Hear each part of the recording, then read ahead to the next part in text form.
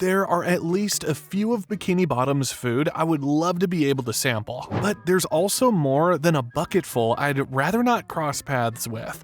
If you know, let's skip the middleman and drop them directly in the puke-or-chum-bucket. Today, I'm ranking every culinary concoction available in and around Bikini Bottom. Because I cannot actually taste the food by licking my screen, never again, I'm rating each item by the following criteria. Appeal. How appetizing does the food look?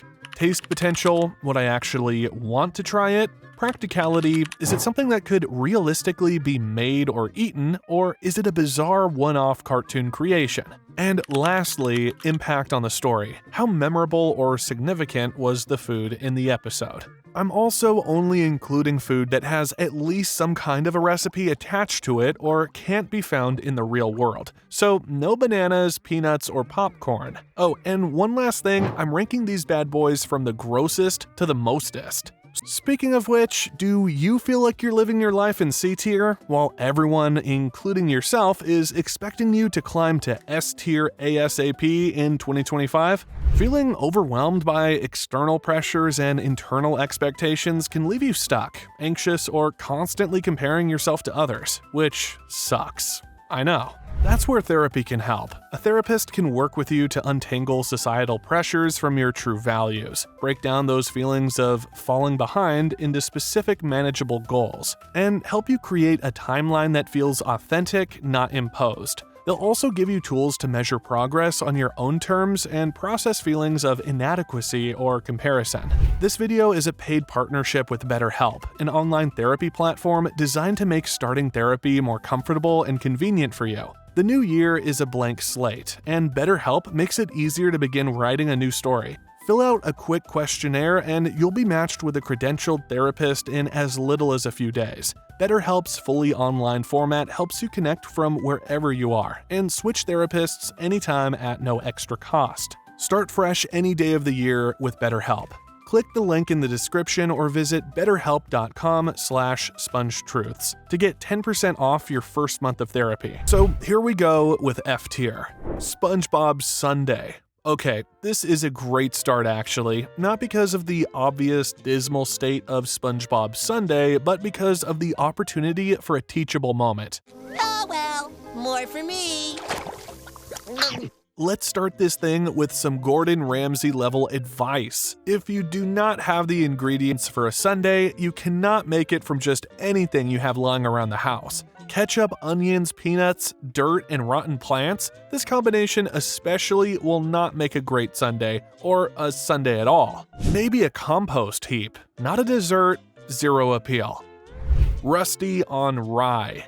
Still solidly wedged in F tier, I want to talk to you about an abomination that makes less sense than pretty much anything in Bikini Bottom, and that's saying something.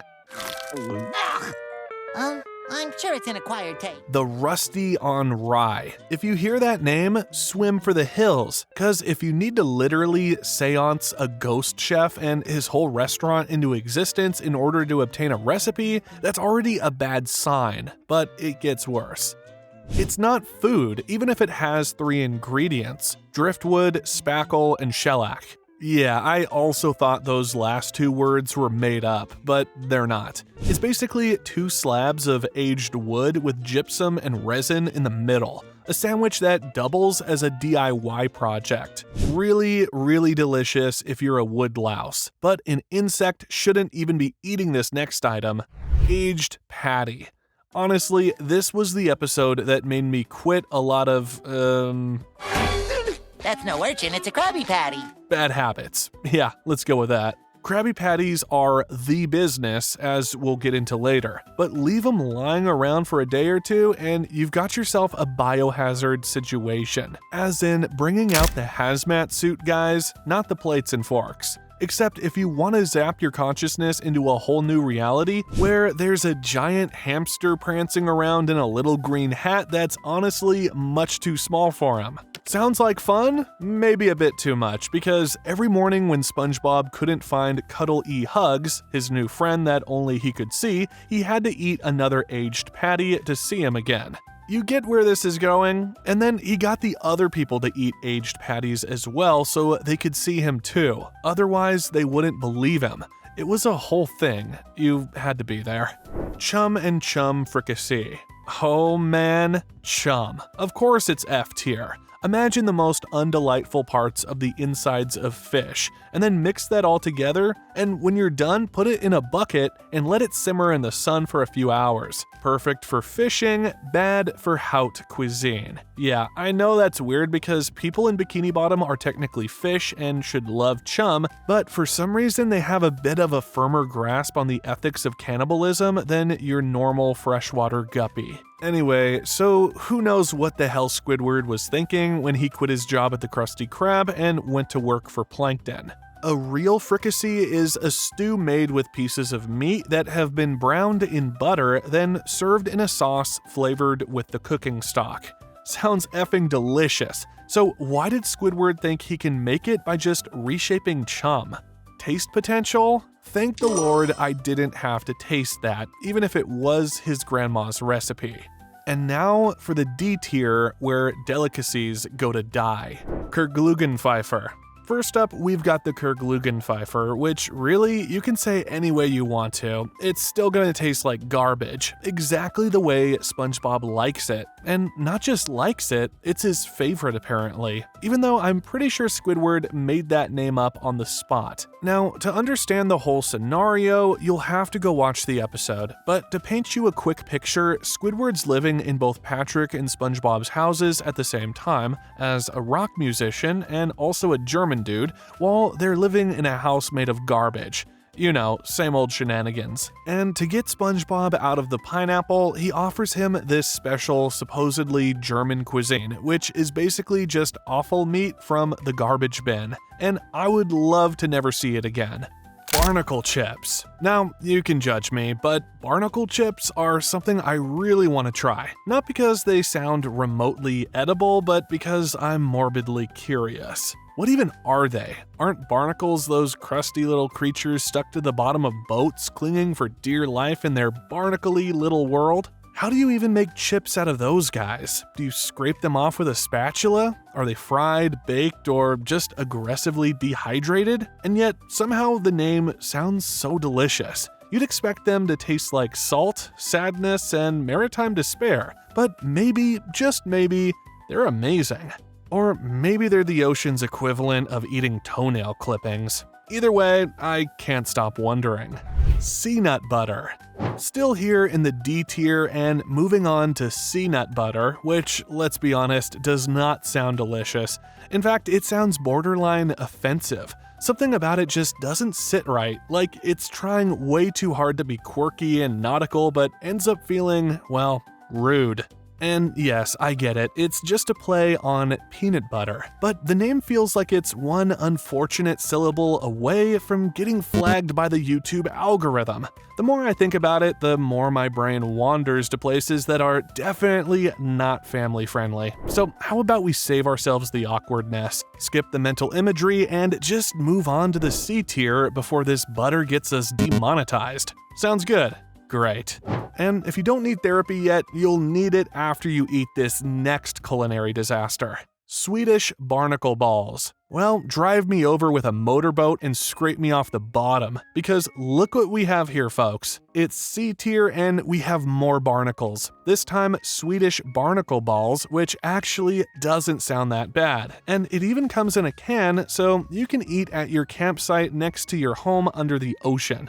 I'm only mentioning this because it's Squidward's go-to camping snack. You know, maybe I just need to get my hands on some barnacles and make a soup or something. Maybe add some paprika, just to get a taste for it. But before that day comes, I will never rank anything that has barnacles in it higher than C tier. The Pretty Patty. It could have been huge, a game changer, but let's face it, Bikini Bottom just wasn't ready for their Krabby Patties to come in Technicolor. And honestly, I get it. It's the same thing with macaroons. They look absolutely majestic, stacked perfectly in coffee shop displays, like some edible cascading cookie rainbow. But here's the kicker, they all taste the exact freaking same, every single one. It's no different than when people insist on making everything green for St. Patty's Day.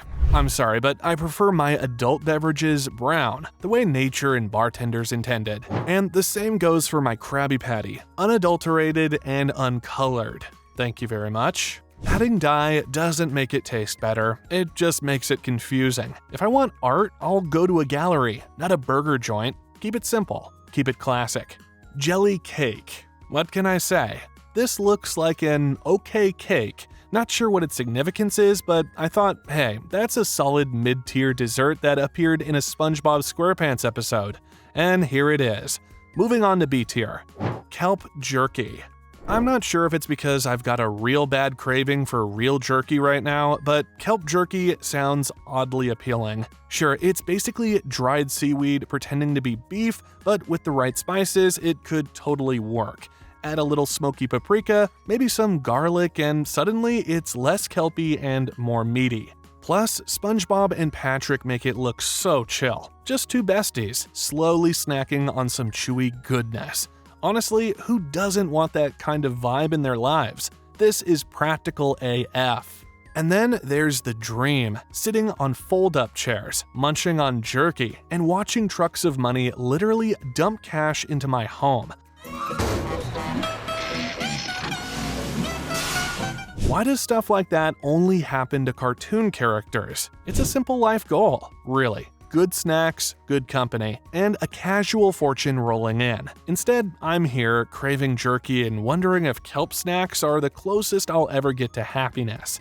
Kelp Nougat Crunch. I really don't have such a big issue with kelp as I have with barnacles, because I can picture cooking kelp. I can picture what it'll feel like in my mouth, and oh man, Kelp Nougat Crunch just takes it to another level. Say that slowly. Kelp Nougat Crunch. Damn! And what makes it better is it's featured in one of my all-time favorite episodes, Rock Bottom. It's iconic and it's probably delicious, but the only reason I'm not placing it in a higher tier is because it's more of a snack than a food. Please don't hate me.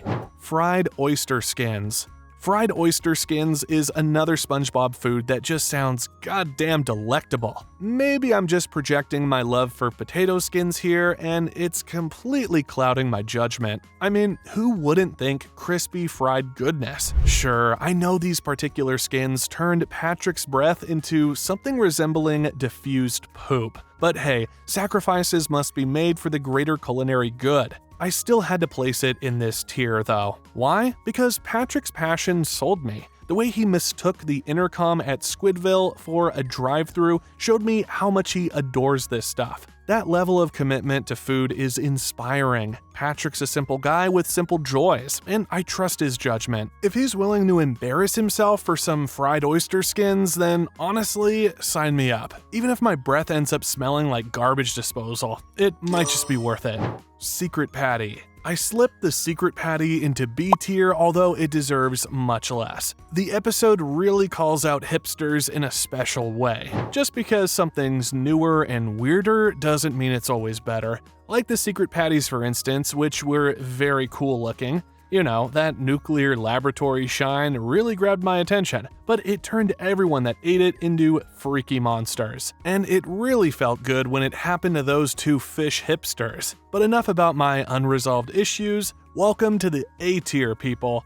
Pipsqueak Patty. I've just got a photo of this one. Isn't the Pipsqueak Patty just freaking adorable? It's one of those food items that make you want to order off the kiddies menu. You know the feeling, right? I'll order 5 of those and dip and eat them like chicken nuggets. 5 Pipsqueak Patties, 5 bites, all gone, baby. Jelly Patty. The Jelly Patty is more than an iconic food item in SpongeBob. Adding jellyfish jelly to a Krabby Patty is a genius, flavorful twist, and its brief time on the menu only adds to its mistake. But beyond that, the episode is just as genius and layered. Look, this one could have probably been S tier. If we look at the colors and the close-ups and the reception of the clients, I mean, the first dude to try it broke out in song. But we can't overlook the fact that Mr. Krabs eventually exploited the jellyfish until they had no more jelly to give, and the special blue jellyfish simply named Friend had to save the day. Holographic meatloaf. I honestly don't even know if this one is edible, but I just love the way it looks so much that I had to put it in the A tier. It's sleek, it's futuristic, and let's not forget calorie-free. A true marvel of underwater innovation. Plus, the sheer fact that it makes plankton so damn mad is just the cherry on top. Karen, this one's for you. You deserve a win, girl. It's one of those foods that doesn't need to be tasted to be appreciated. It's an aesthetic, a vibe, a middle finger to your tiny green husband's evil plans. But alas, we're not done yet. There's one more food item to crown, and this one takes the S-tier throne. Prepare yourselves because it's a game changer. The Krabby Patty, the undisputed king of Bikini Bottom cuisine. Delicious, iconic, and versatile. It's the backbone of the series and an absolute dream meal. The Krabby Patty isn't just food, it's a legend. Think about it, in its own quirky sesame seed bun way, it's practically a character in the show. Without it, SpongeBob SquarePants would lose its flavor, literally and figuratively. And here's the best part, it's vegan. That's right, no crabs were harmed in the making of any Krabby Patties. Well, except for Mr. Krabs when he sacrificed both his arms trying to fish that penny out of the sink. Classic Krabs. So there you have it, the depths of Bikini Bottom to the heights of S tier. The Krabby Patty reigns supreme, proving that sometimes the simplest things can hold